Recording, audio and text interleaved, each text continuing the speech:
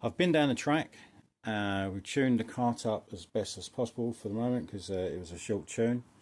I'll tell you why for in a minute.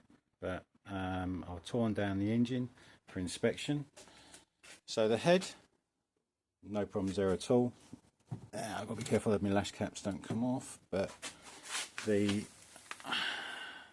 little firing has done its duty perfectly.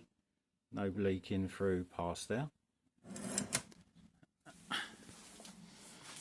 The block, no problems at all, no cracks, no issues.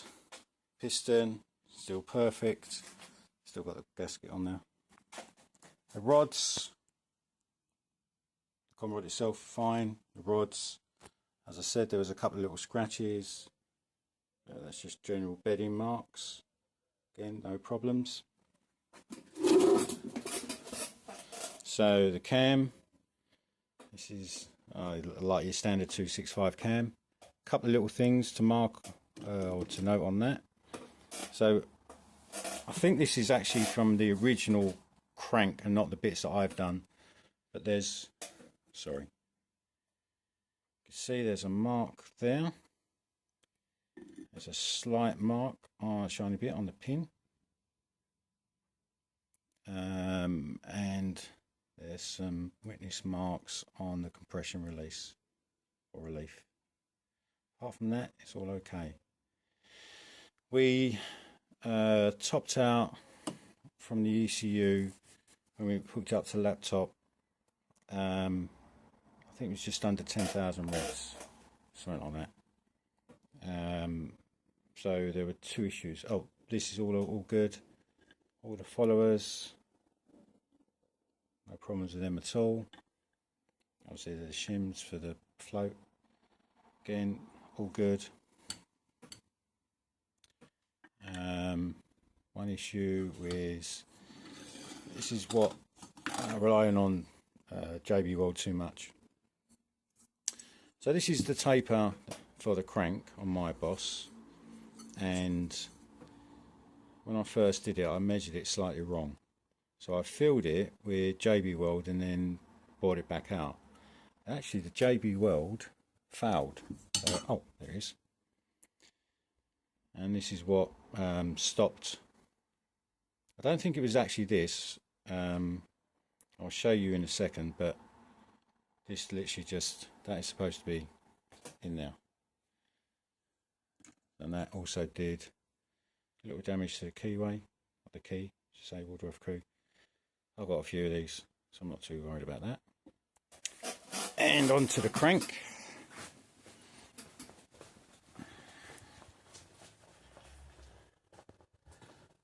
So just checking the crank in the lathe.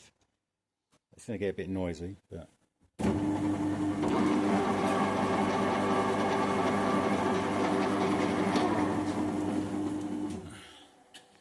so the crank initial checks has proven itself to be not a problem. 10,000 RPM. The bit that has been a problem, I'll have to stop and come back to that. I'll do it on the bench. Might have to do something about this, but that has absolutely obliterated the inside of the clutch. I'm not sure how much damage is really done, if the clutch is at all salvageable, but to be honest, I'm probably just going to buy a new clutch. Let me just separate it first. Right, so this is the clutch. It's separated. You've got the sprocket carrier and the drum. I don't know why, but for some reason this had been spot welded, the circlip, to stop it from spreading out. So if you ever want to change the sprocket, hard luck, unless you ground out those spot welds. But there's some damage around the wings. That's possibly from this side of it, and that's the damage from the internal hub. It's destroyed itself. Now this could already have had some sort of micro cracks in it. I don't know, because it's a second-hand clutch. I would imagine this is not a CNC piece. It's probably sintered and then machined. So inherently it's going to be brittle, because standard steel will not break or shatter like that.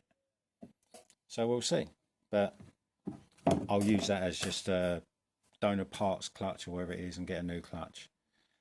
Yeah, so overall quite pleased because the engine didn't suffer from any problems at all. Forget about the clutch because that's outside, forget about the flywheel because that's me, and I can sort that out by putting a weld inside and redoing it, which is what I will do. So I should be back up and running fairly soon, but overall quite pleased.